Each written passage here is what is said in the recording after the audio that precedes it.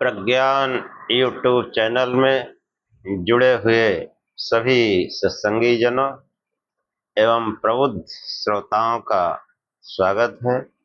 सभी का अभिनंदन है और सभी को मेरा प्रेम पूर्वक जय शिव जय शिव। सर्वप्रथम होली की सभी को शुभकामनाएं। ये होली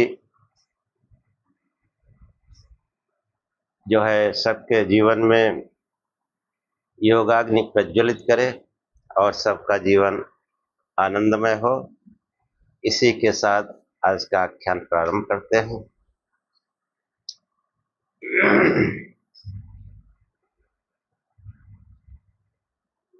सांख्य शास्त्र के 5वें अध्याय में जो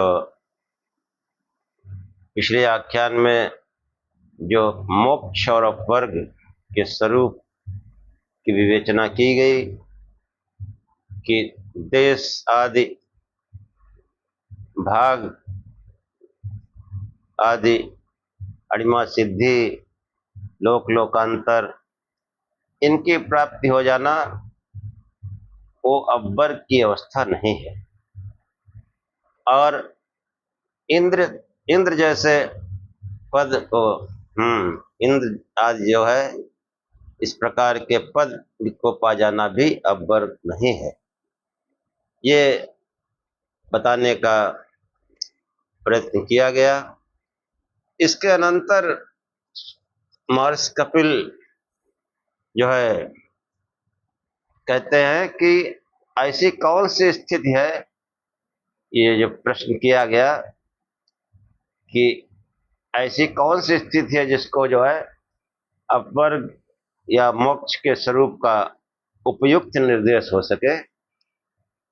ऐसा पूछे जाने पर महर्षि कपिल जो है वो कहते हैं, उसी का आज के आख्यान में बताया वर्णन किया जाएगा। ओम असतो मा सद्गमय तमसो मा ज्योतिर्गमय मृत्योर्मामृतं गमय। हे परम गुरु परमात्मा, हमें असत्य से सत्य की ओर ले चलो, अंधकार से प्रकाश की ओर ले चलो तथा मृत्यु से अमरता की ओर ले चलो। अब वर्ग की अवस्था को बताते हुए महर्षि कपिल कहते हैं कि समाधि सुषुप्ति मोक्षेश ब्रह्म रूपता। समाधि और सुषुप्ति मोक्ष में ब्रह्म रूपता है कि समाधि अवस्था और सुषुप्ति के समान मोक्ष में बहुरूपता प्राप्त हो जाती है। ब्रह्म में त्रिविध दुख की अत्यंत निवृत्ति रहती है। हाँ, शास्त्र का प्रयोजन ही है कि तीनों प्रकार के दुखों से अत्यंत निवृत्ति, दैहिक दैविक भौतिक, तीनों प्रकार के दुखों से जो अत्यंत निवृत्ति है उसको अत्यंत पुरुषार्थ या मोक्ष कहा गया। हमको सदैव जो प्रथम सूत्र है सांख्य का उसका हमेशा स्मरण रखना चाहिए। पूरे शास्त्र का प्रयोजन त्रिविध दुखों से निवृत्ति है। निवृत्ति कैसी? अत्यंत निवृत्ति कि फिर दुख का प्रवेश हो ही ना, ऐसी अवस्था को उन्होंने अत्यंत पुरुषार्थ यानी मोक्ष कहा, अपवर्ग कहा। तो जो ब्रह्म, ये ईश्वर की जो बात है, ईश्वर में जो है ये त्रिविध दुख इनका जो है होना जो है संभव नहीं है। हाँ, कि ब्रह्म में त्रिविध दुख की अत्यंत निवृत्ति रहती है। ईश्वर दुखी होगा, रोएगा, चिल्लाएगा तो इसका मतलब ईश्वर नहीं। ईश्वर अगर विलाप करता है हाँ, लीला श्राप वरदान है, मत लाइए। क्योंकि शास्त्रों की बात पुराण वाले काट दे, ये गलत है। हाँ, शास्त्र कहता है कि ईश्वर में त्रिविध दुखों की अत्यंत निवृत्ति रहती है,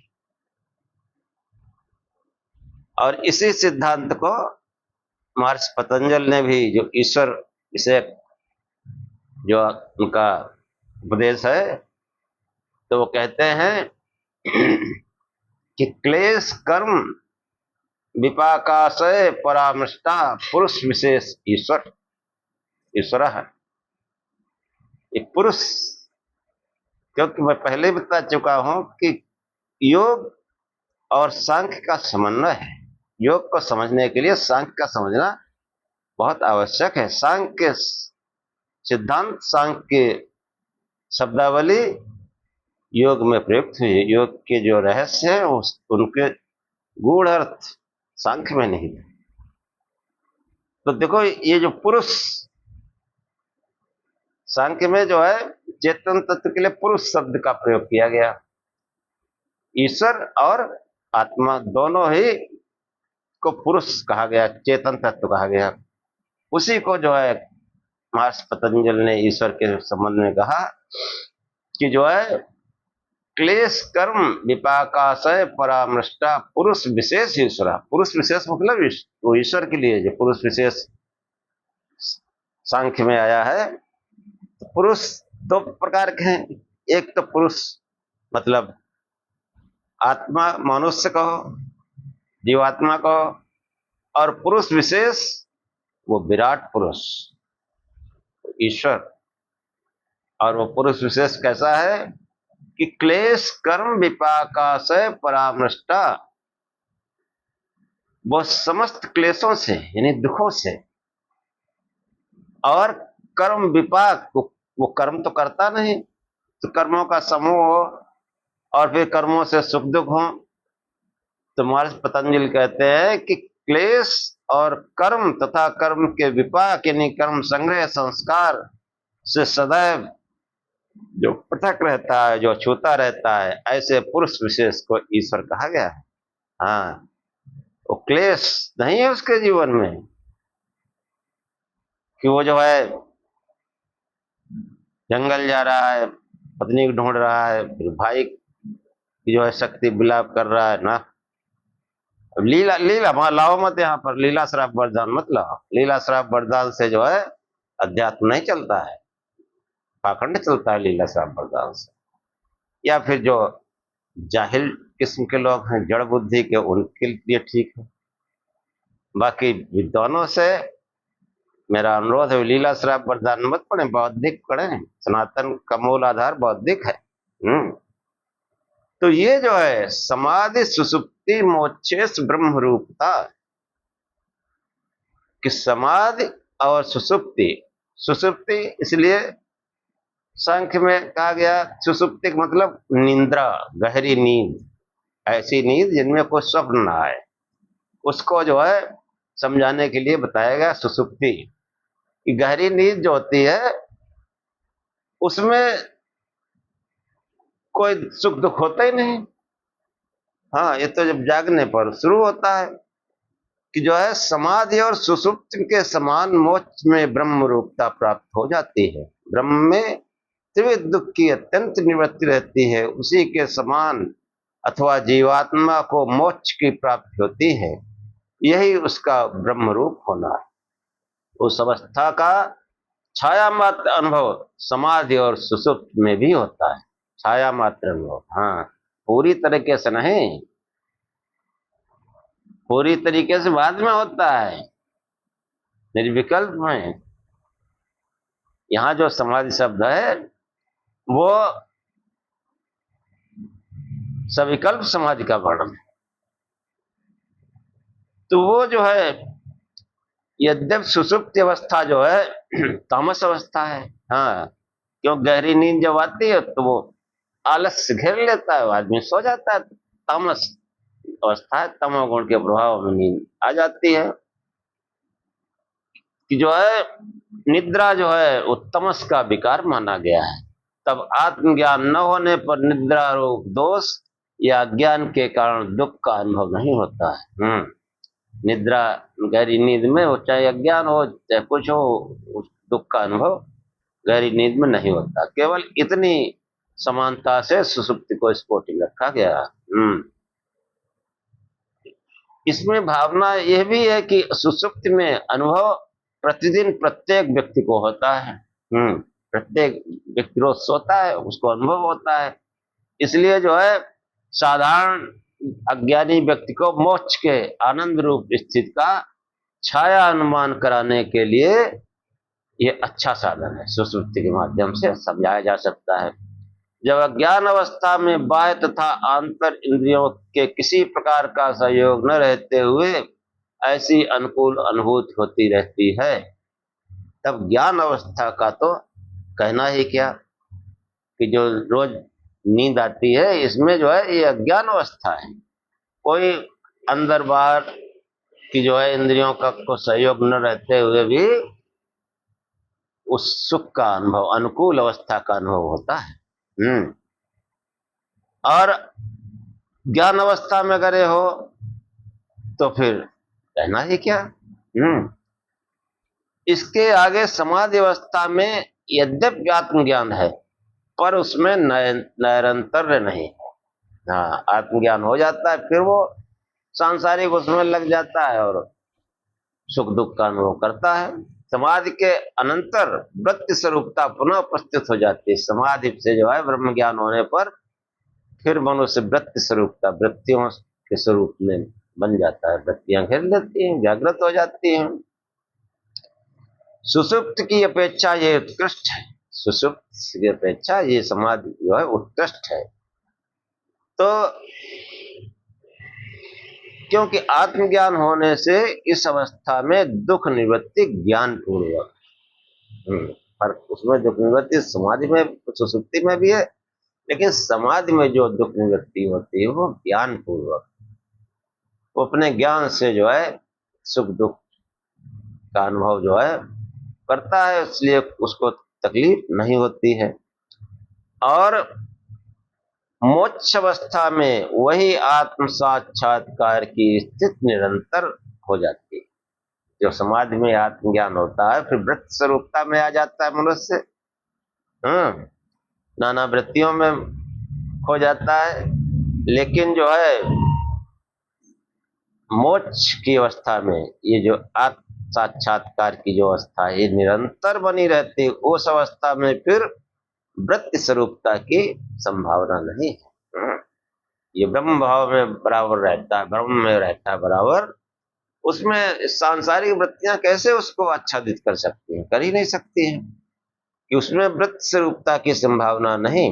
इस प्रकार वह दुख की अत्यंत निवृत्ति की अवस्था है। ब्रह्म की अवस्था सार्वकालिक रहती है, सार्वकालिक।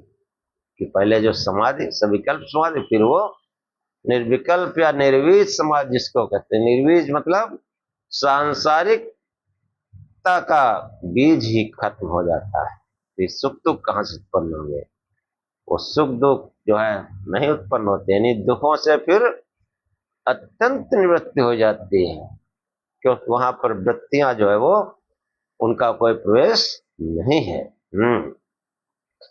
इस आधार पर मोक्ष के वास्तविक स्वरूप का वर्णन किया जाता है। इस वर्णन में समाधि, सुषुप्ति और मोक्ष को सर्वथा एक रूप नहीं समझना चाहिए। सुषुप्ति को ही समाधि समझ लो, नहीं, केवल दुख निवृत्ति के अंश में इनमें समानता प्रकट की गई है। हाँ, कि समाधि सुषुप्ति मोक्षेषु ब्रह्म रूपता, समाधि सुषुप्ति मोक्ष में ब्रह्म रूपता है।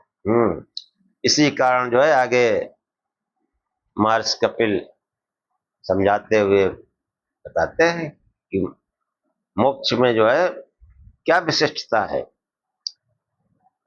तो कहते हैं कि द्वयो सबीजम अन्यत्र तद्गति, कि द्वयो दो अवस्थाओं में बीज रहित है, दो अवस्थाओं में बीज सहित है, अन्य में उस बीज की हानि हो जाती है। जैसा भी बताया कि पहली अवस्था जो समाधि है, सबीज समाधि, हाँ सबीज, उसमें जो है वो बीज सहित है, यानी वो वृत्तियों का बीज रहता है, वो फिर उभर जाती है। लेकिन उस अवस्था में जब कोई निरंतरता बराबर उस ब्रह्म ज्ञान के प्रयास में लगा रहता है, योग अभ्यास भजन ध्यान में लगा रहता है, तब वो जो है सबीजता समाप्त हो जाती है। वो अन्य प्रकार की समाधि का संकेत जो है यहाँ पर महर्षि कपिल ने किया है, हाँ, कि उस अल निर्बीज, वहां बीज भी समाप्त हो जाता है, यानी उस जब वृत्तियों का भोगों का बीज ही दग्ध हो गया तो कैसे अंकुरित होंगे। ऐसा निर्बीज या निर्विकल्प समाधि में होता है। पहले जो है सभी समाधि होती है और फिर उसको निरंतरता बनाए रखने के लिए योग द्वारा वो फिर निरंतरता आ जाती है, उसमें फिर दुखों की अत्यंत निवृत्ति सदैव बनी रहती है। पहली दो अवस्थाओं में ब्रह्म रूप अर्थात दुख का अनुभव सबीज रहता है। क्लेश कर्म वासना आदि जो बंध के बीज अर्थात कारण है, वे पहली अवस्था में बने रहते हैं सबीज समाधि में, पर अन्यत्र अर्थात मोक्ष अवस्था में सबीजता का हान हो जाता है, तो किसी प्रकार के कर्म वासना आदि का अस्तित्व नहीं रहता, इसलिए वहां त्रिविध दुख की अत्यंत निवृत्ति हो जाती है। पहली दो अवस्थाओं में मोक्ष में यही विशेषता है।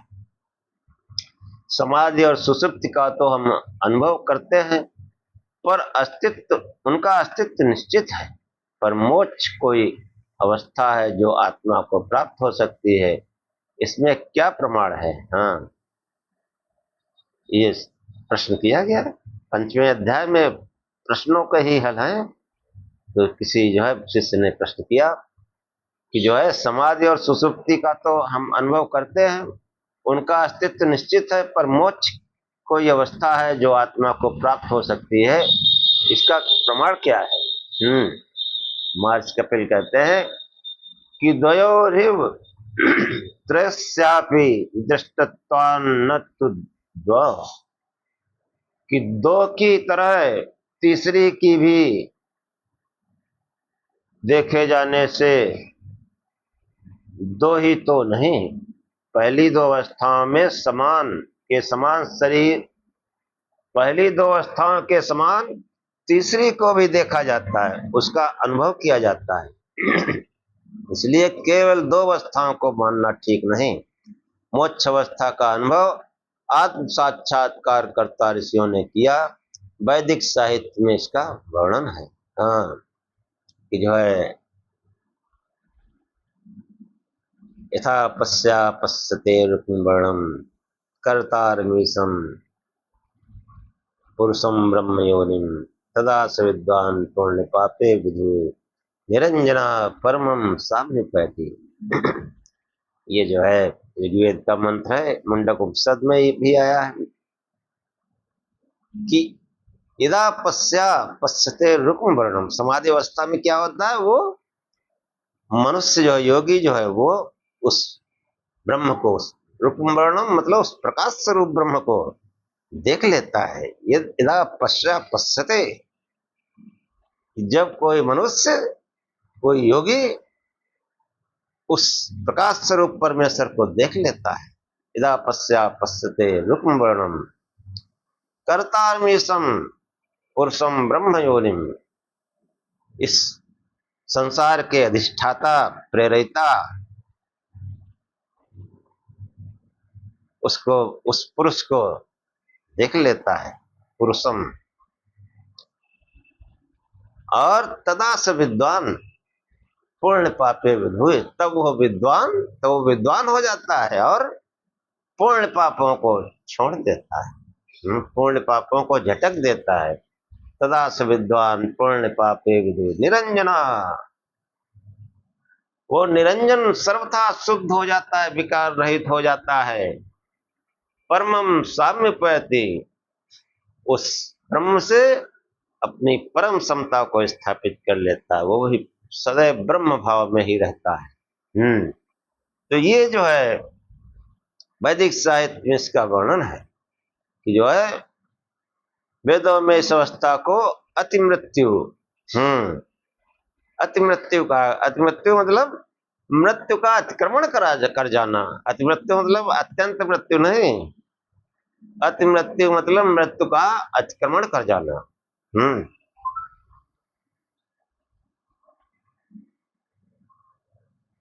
मंत्र आया ऋग्वेद में कि जो वेदाहमेतं पुरुषं महान्तं आदित्य वर्णम तमसा पुरस्तात् तदा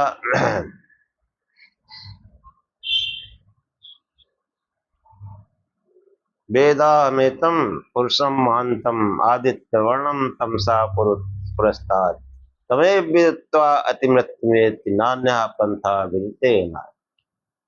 हाँ, श्वेताश्वतर उपनिषद में भी है। श्वेताश्वतर ऋषि कहते हैं कि मैं उस पुरुष को जानता हूं, उस महान पुरुष को। वेदाहमेतं पुरुषम महानतम आदित्य वर्णम, जो आदित्य की समान चमक रहा है, आदित्य वर्ण वाला है, प्रकाश स्वरूप है। तमसा परस्तात्, जो ज्ञान और अंधकार से अत्यंत परे है। तमेव विदित्वा, उस पुरुष को जानकर, उसी को जानकर अति मृत्यु में थी, ये मनुष्य इस मृत्यु का अतिक्रमण कर जाता है, इस मृत्यु भय के पार हो जाता है। नान्या पंथा विदते न, इस संसार में दुखों से सदा निवृत्ति के लिए, इस भवसागर से पार जाने के लिए अन्य कोई मार्ग नहीं है। अन्य किसी भी मार्ग में रहेंगे तो दुखों से अत्यंत निवृत्ति नहीं हो सकती। ऐसे वेदों में प्रमाण आए हैं कि द्वयोरिप्तस्यापि इष्टत्वात् तु दो, कि जो है श्रुतियों में भी उस अवस्था को स्पष्ट निर्देश उपलब्ध होता है। समाधि और सुसुप्ति अवस्था में परस्पर भेद का संकेत करता हुआ शिष्य आशंका करता है कि समाधि अवस्था में क्लेश वासना आदि के रहते भी उग्र वैराग्य आदि के कारण वे वासना कुंठित हो जाती, कुंठित नहीं हो जाती। ऐसी कैसी आशंकाएं लोग करते हैं। तब किसी प्रकार के बाह्य ज्ञान का उद्भव नहीं हो पाता, परंतु सुसुप्ति अवस्था में तो वैराग्य आदि का अभाव है। तब वहां क्लेश वासना आदि अर्थ ज्ञान को क्यों नहीं उत्पन्न कर दें, करने पर उसकी ब्रह्म रूपता असंगत होगी।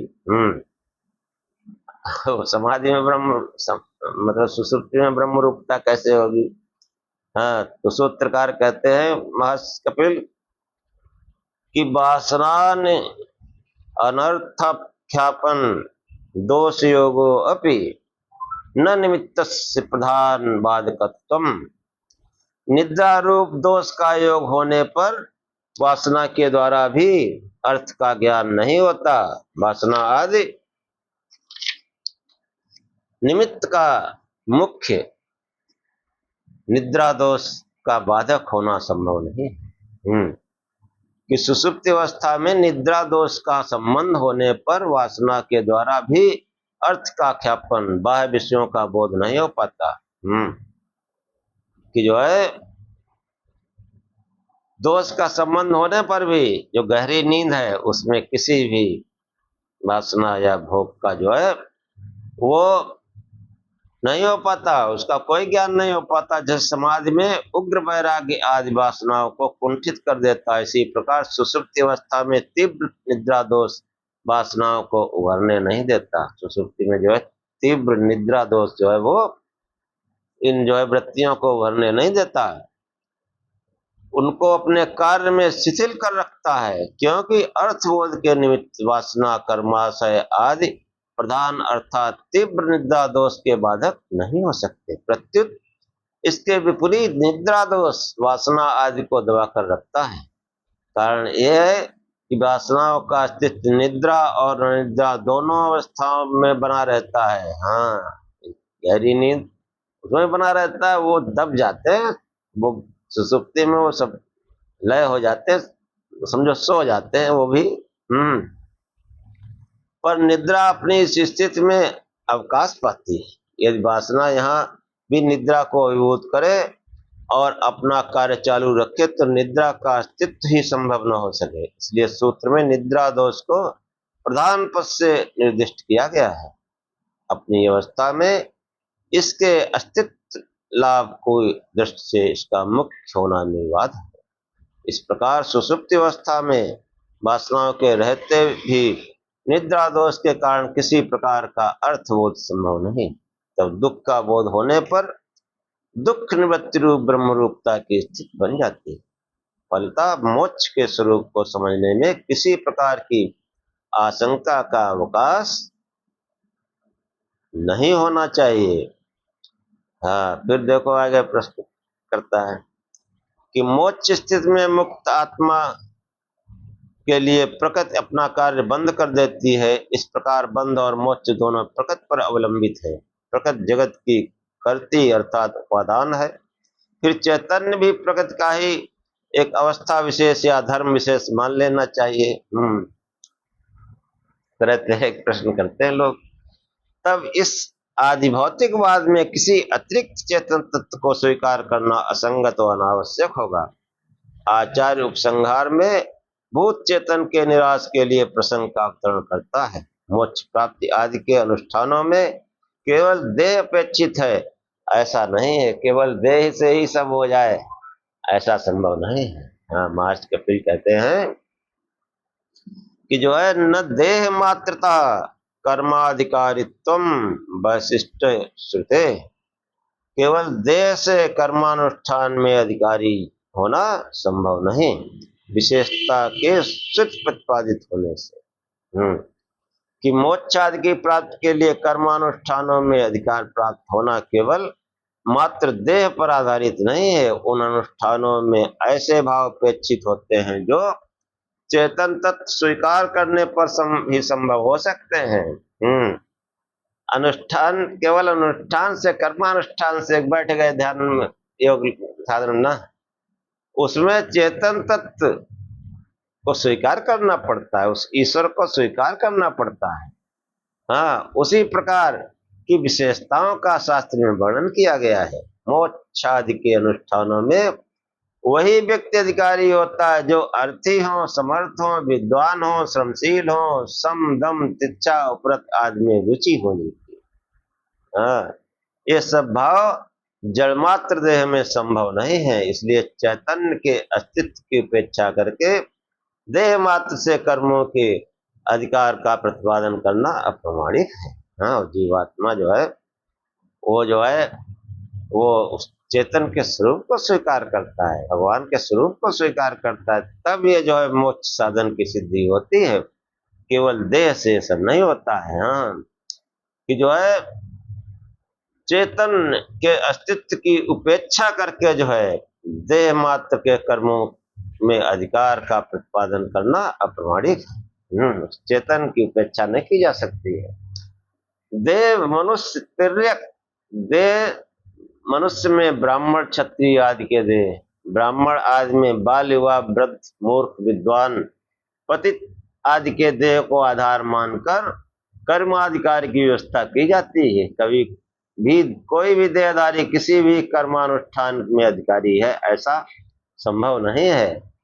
हाँ, कि चाहे कोई जो देहधारी है वो चाहे कुछ करने लगे। हाँ, हर कोई वो थोड़े कर सकता है। कोई देवता है, कोई मनुष्य है, हाँ, तिर्यक देह है, किसी टेढ़ी बेढ़ी।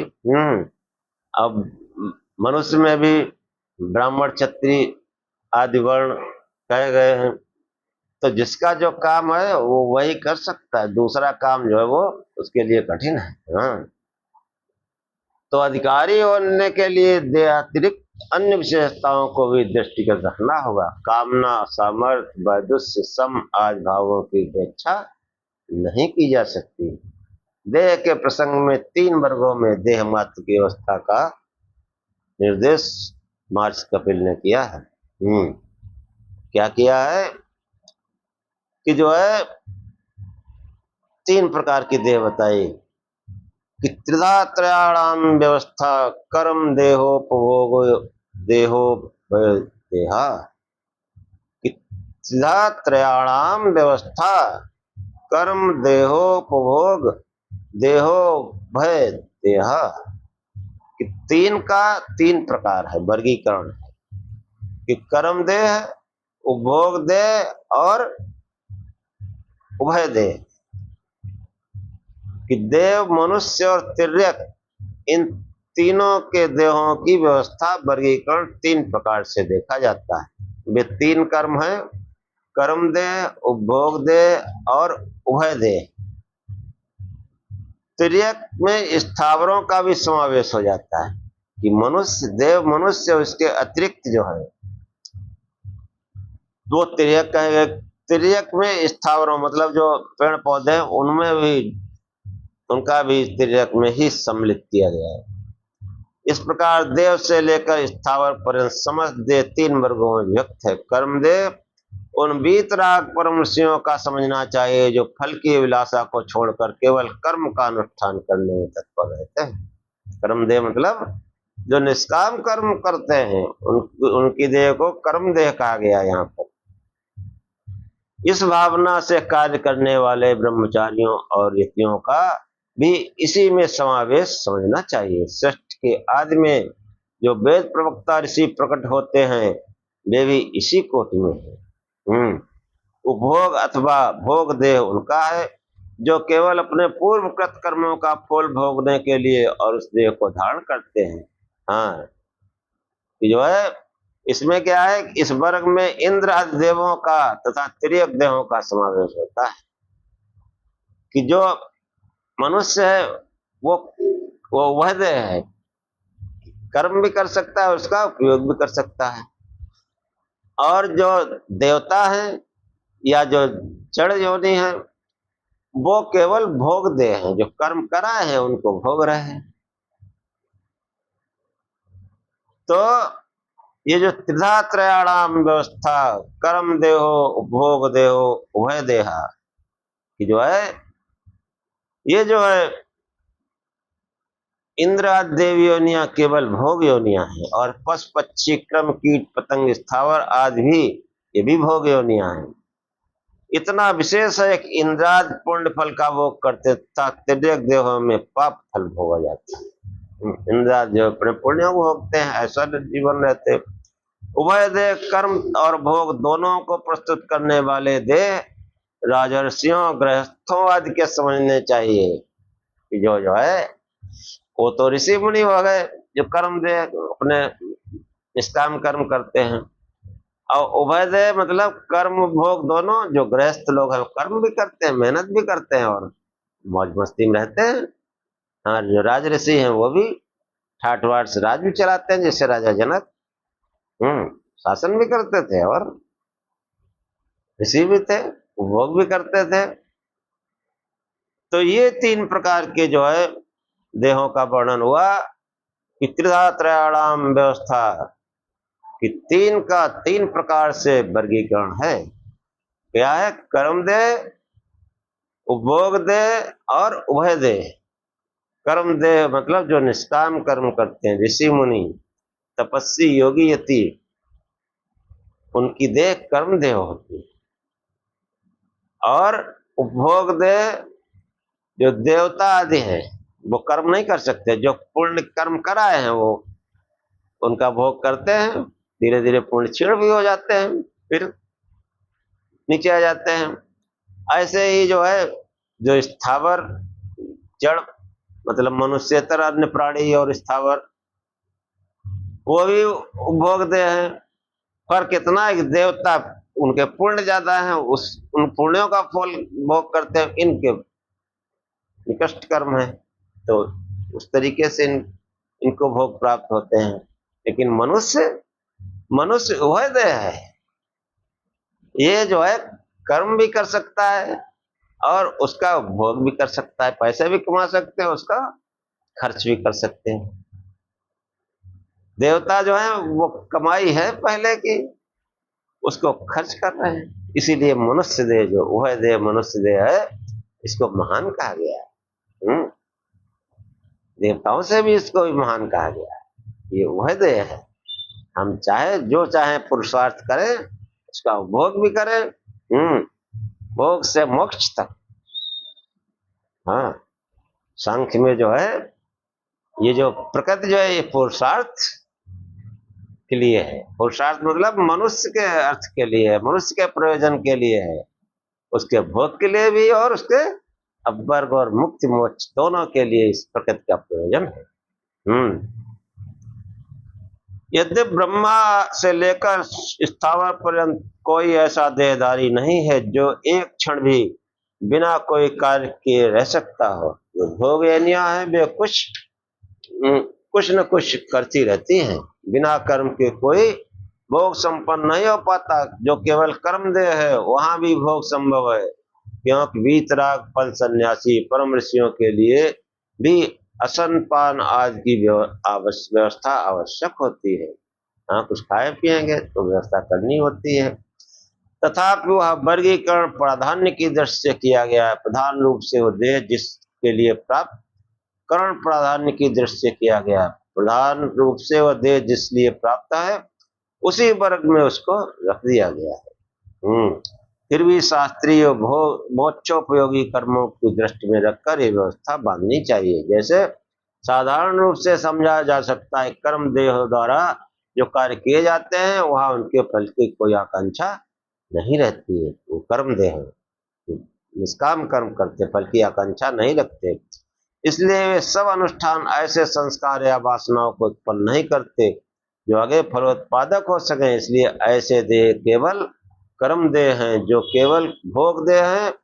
वहां जो कर्म उन देहों द्वारा किया जाता है वो केवल भोग संपादन के लिए होता है, उससे भी अन्य संस्कार या वासना ऐसे उत्पन्न नहीं होते जो आगे फलोत्पादक। भोग देह में फिर वो कोई ऐसा काम नहीं कर सकते जो आगे फल पैदा करें, न वो भोग का न मुक्ति का, कुछ पहले कर चुके हैं। हाँ, फलता यहाँ कर्म से उन्हीं कर्मों का अभिप्राय है जो आगे फल प्राप्ति की कामना से किए जाते हैं। इसलिए वे कर्म वासना संस्कार आदि को जन्म देते हैं और आगे फल अथवा भोग को प्रस्तुत करते हैं। भोगों के साथ जहाँ ऐसे कर्मों का अनुष्ठान किया जाता है वे केवल उभय देह कहते हैं। जहाँ भोगों के साथ जो है कर्मानुष्ठान भी किया जा सकता है फल प्राप्ति के लिए, ऐसे देह को उभय देह यानी मनुष्य देह कहा जाता है। अब आगे कहते हैं कि उपनिषदों में पंचाग्नि विद्या का वर्णन है। छंदोग्य उपनिषद में आया है कि पंचव्यामाहुता थापा पुरुष पक्षो होती, पांचवी आहुत में आपस पुरुष नाम वाले बन जाते हैं। इसमें तृतीय आहुत की स्थिति भयावह रहती है। कर्मी आत्मा कर्मानुरूप सुख फलों को भोग कर जब पुनः इन योनियों में आते हैं, उस अंतराल मार्ग में आत्मा की क्या स्थिति समझनी चाहिए। ये प्रश्न किया गया। तो महर्षि कपिल जो है बताते हुए कहते हैं कि किंचित न किंचित अपि अनुसयिन, अनुसयी का उपर्युक्त देहों में से कोई भी नहीं होता। उस अवस्था में वे सब आत्मा अनुसयी कहे जाते हैं। उस समय उनको कोई देह कर्म क्षम या योग क्षम प्राप्त नहीं होता। जब तक ऐसा देह प्राप्त न हो तब तक उनकी अनुसयी संज्ञा रहती है, क्यों तब वे केवल दूसरे के आधार पर शयन या निवास करते हैं। उनका अपना अभिमानी देह कोई नहीं रहता जिसको वे अपना कहकर अहम भाव प्रकट कर सकें। आचार्य ने स्पष्ट किया कि उस अवस्था में अनुसयी आत्माओं का कोई देह नहीं होता। बसता हुआ आत्मा की न तो भोग स्थिति है और न उस अवस्था में कोई अनुष्ठेय कर्म संभव है। इसलिए कर्म दे, उपभोग दे या उभय दे वहां कोई संभावना नहीं है। कि मृत्यु के बाद जब दूसरा शरीर धारण करता है, इस बीच में इस प्रकार किसी देह की संभावना नहीं, न वहां भोग दे, न कर्म दे, न उभय दे, कोई नहीं। कतिपय व्याख्याकारों ने अनुसयी का अर्थ विरक्त वीतराग किया है और उसके लिए जड़ भरत आदि का उदाहरण दिया है, पर यह असंगत है, क्योंकि जड़ भरत आदि का भोग देह था। ये निश्चित है कि उसके संबंध में वर्णित घटनाओं से प्रमाणित हो जाता है। उसके कुछ ऐसे कर्म श्रेष्ठ थे जिसको उस शरीर से भोगना आवश्यक था, अतः वह उपभोग देह था, उसे न किंचित नहीं कहा जा सकता। उक्त प्रसंग में यह फल स्पष्ट किया गया कि देह नश्वर होने से वो आत्मा का स्वरूप नहीं हो सकता। आत्मा तो कोई नित्य पदार्थ होना चाहिए जो विभिन्न देहों में सदा एक रूप बना रहता है। वादी कहता है कि बुद्धि का ऐसा मान लिया जाए वह नित्य तत्व रहे, आत्मा के अतिरिक्त मानना अनावश्यक। उस तत्व को बुद्धि ही मान लिया जाए, ये आत्मा को क्यों, ये तो अनावश्यक है। हाँ, महर्षि कपिल कहते हैं कि न बुद्ध्यादि नित्यम नित्यत्वम आश्रय विशेषे अपि बन्यवत्। आश्रय विशेष से भी बुद्धि आदि का नित्य होना संभव नहीं है, अग्नि के समान। कि बुद्धि का जो है वो आश्रय विशेष है, कि बुद्धि जो है, बुद्धि को जो है महर्षि कपिल ने अंतःकरण को बुद्धि कहा। कि बुद्धि पद अंतःकरण और वृत्त्यात्मक ज्ञान दोनों अर्थों में प्रयुक्त होता है। जब बुद्धि से निर्वचन किया जाए तो बुद्धिकरण है, और बोधनम बुद्धि मतलब भाव में प्रत्यय हो तो इसका अर्थ वृत्ति रूप ज्ञान होता है। बुद्धि किसी भी स्थिति में नित्य नहीं है, आश्रय विशेष से भी उसे नित्य नहीं माना जा सकता। किसी आश्रय में नित्य और किसी में अनित्य ऐसा संभव नहीं, क्योंकि जिस वस्तु का जैसा स्वभाव है प्रत्येक अवस्था में वो वैसी ही रहेगी। अग्नि का उष्ण भाव है, उष्ण स्वभाव है, वो वैसी ही रहेगी, चाहे उसका आश्रयभूत ईंधन कुछ भी हो, लेकिन अग्नि तो वो उष्ण ही रहेगी, भले वो ईंधन उष्ण हो या न हो। ऐसा नहीं हो सकता कि आम या कीकर बबूल की लकड़ी को प्रज्वलित आग उष्ण हो और चंदन काठ की चंदन की लकड़ी शीतल हो जाए। चंदन शीतल होता है, लेकिन आग उसमें भी जब लगेगी तो वो उष्ण ही होगी। इस प्रकार बुद्धि की स्थिति सदा अनित्य है, क्योंकि वह प्रकृति का परिणाम है, वह आत्मा का रूप संभव नहीं है। हाँ, आगे कहते हैं बुद्धि के समान अन्य भी कोई ऐसा पदार्थ नहीं है जो नित्य रूप माना जाकर आत्मा का स्थान ग्रहण कर सके। ये भाव सूत्रकार ने आदि पद से किया है। फलता दे आदि अन्य कोई अनात्म तत्व आत्मा का स्थान ग्रहण नहीं कर सकती। जो आत्मनात्म यानी आत्म तत्व चेतन है, और शेष सभी जो 24 तत्व हैं वो अनात्म है। तो कोई अनात्म तत्व जो है वो उसका जो है स्थान नहीं ग्रहण कर सकता आत्मा का, क्योंकि वो आत्म तत्व है, चेतन तत्व है। अचेतन उसका स्थान कैसे ग्रहण कर लेगा। हाँ, इसी को बताते हुए कहते हैं आश्रया सिद्धेश्च, कि जो है आश्रय की असिद्धि से आत्मा अतिरिक्त आत्मा का निश्चय होता है। यदि आत्मा का अस्तित्व स्वीकार नहीं करते तो बुद्धि आदि की आश्रय की असिद्धि प्राप्त हो जाएगी। कि आत्मा नहीं तो बुद्धि किसके आश्रय है, आत्मा को आश्रय है। अभिप्राय किसी भी स्थिति में बुद्धि आदि के अस्तित्व के लिए आत्मा का अस्तित्व अवश्यंभावी अपेक्षित रहता है। कि बुद्धि आदि का शरीर से आत्मा निकल जाए फिर बुद्धि क्या करेगी। आत्मा है तभी बुद्धि काम करे, इसका मतलब वो आत्मा जो है बुद्धि का आश्रय है। बुद्धि आदि का अस्तित्व आत्मा के लिए है, यदि उसी की उपेक्षा कर दी जाए तो फिर जो है फिर तो बुद्धि आदि का अस्तित्व भयग्रस्त हो जाता है। बुद्धि प्रकृति का आदि कार्य है, बुद्धि जो प्रकृति का आदि कार्य, प्रकृति जो है प्रकृति से क्या हो महत, उसी को बुद्धि कहा गया। महत से अहंकार, अहंकार से पंच तन्मात्र और सभी इंद्रियां और फिर पंच महाभूत, ये तत्वों का वर्णन है। ऐसे रचना हुई है कि बुद्धि प्रकृति का आदि कार्य है, उसके अनंतर अहंकार आदि अध्यात्म और तन्मात्र आदि अधिभूत जगत उत्पन्न होता है। ये समस्त कार्य जगत चेतन आत्मा के भोग तथा अव्वर की सिद्धि के लिए अस्तित्व में आता है। उसी आश्रय से बुद्धि आदि समस्त तत्व अपने कार्यों में प्रवृत्त रहते हैं। ऐसी अवस्था में यदि बुद्धि से अतिरिक्त चेतन आत्मा को स्वीकार नहीं किया जा सकता है तो वे निराश्रित रहकर निरर्थक हो जाते हैं। अतः उनके आश्रयभूत आत्मा का स्वीकार करना आवश्यक एवं युक्त है। सांसिद्धिक शरीर की व्यवस्था और अतिरिक्त आत्मस्तित्व की पुष्टि के लिए योग सिद्धियों के विषय में सूत्रकार कहता है, क्या कहते हैं कि योग सिद्धयो अपि यो सदादि सिद्धिपन्नापलापनीय औषधि आदि द्वारा प्राप्त सिद्धि के समान समाज द्वारा प्राप्त सिद्धियां भी अपलाप के योग्य नहीं। कि समाज सिद्धि को कोई नकार दे तो महर्षि कपिल कहते हैं कि जैसे औषधि को कोई सिद्धि नकार दे कि औषधि में जो है रोग ठीक करने की क्षमता होती है, कोई कहते नहीं औषधि में कोई क्षमता नहीं, कैसे मान लिया जाए।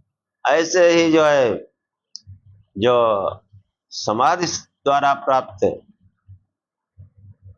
जो सिद्धि है कि हम देखते हैं कि औषध आदि के सेवन से हमारे देह आदि के रोग दूर हो जाते हैं और एक अनुकूल अवस्था प्राप्त होती है, इसकी उपेक्षा नहीं की जा सकती है क्योंकि इसका साक्षात अनुभव होता है। इसी प्रकार समाज से प्राप्त होने वाली विशेष अवस्थाओं सिद्धियों की भी उपेक्षा किया जाना शक्य नहीं है क्योंकि इन अवस्थाओं का योगियों को साक्षात अनुभव होता है। हाँ, तमाम सिद्धियां होती है, योगियों को इनका अनुभव होता है, उसका अपलाप नहीं किया जा सकता है। हाँ, ये जो है यदि कहा जाए कि औसत तथा योग जनित सिद्धियों के आश्रयभूत बुद्ध देह आदि हैं, तब उनसे अतिरिक्त चेतन आत्मा का स्वीकार करना अनावश्यक होगा। कि जो है औषध आदि योग जनित सिद्धियों के आश्रयभूत बुद्ध देह आदि हैं, तब उनसे अतिरिक्त आत्मा क्या मतलब है। तो महर्षि कपिल कहते हैं कि न भूत चैतन्यम प्रत्येका दृष्टे साहत्य अपि च साहित्य अपि च। हाँ, कि जो है भूतों का चेतन होना संभव नहीं है,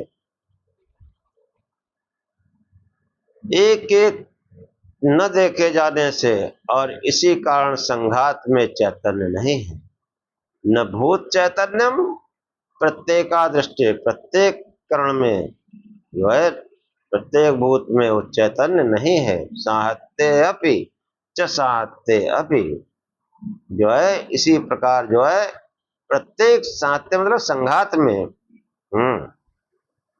कि जो कई तत्व मिलकर जो है कोई रचना करते हैं, उनमें उन तत्वों में चेतन नहीं है। कि पृथ्वी या भूत चेतन है, इसके अतिरिक्त किसी चेतन तत्व का अस्तित्व अनपेक्षित है, ऐसा कथन संभव नहीं। कारण यह कि भूतों के संघात में चैतन्य कहां से आ जाएगा। जब उनमें प्रत्येक में चैतन्य का भाव है तो भूतों के मूल उपादान तत्व अर्थात सर्वथा जड़ वस्तु है, उनमें किसी अवस्था में चैतन्य का होना संभव नहीं है। कि भूमि में चेतनता कैसे संभव हो जाएगी मिट्टी में। चाहे जिसका मूल अस्तित्व जहां जिसका मूल अस्तित्व न हो वहां वो प्रकट नहीं हुआ करता। तिल से एक दाने में तेल है, वह संघात से प्रकट हो सकेगा। बालू के एक कण में स्नेह नहीं है, वो बालू की राशि में भी प्रकट नहीं होगा। कि तिल के एक दाने में तेल है, तमाम दाने इकट्ठे कर लो तेल निकल आएगा। अब बालू में जो है चाहे इतनी बालू इकट्ठी कर लो उसमें तेल थोड़ा ही निकलेगा। तो ऐसे ही जो है जो भूत हैं उनमें चेतन नहीं है, जो चेतन है वो है। फलता चेतन आत्मा का अपना स्वतंत्र अस्तित्व है, वह अपने साधनों अथवा भोगापर के लिए प्रकृति के संपर्क में आता है।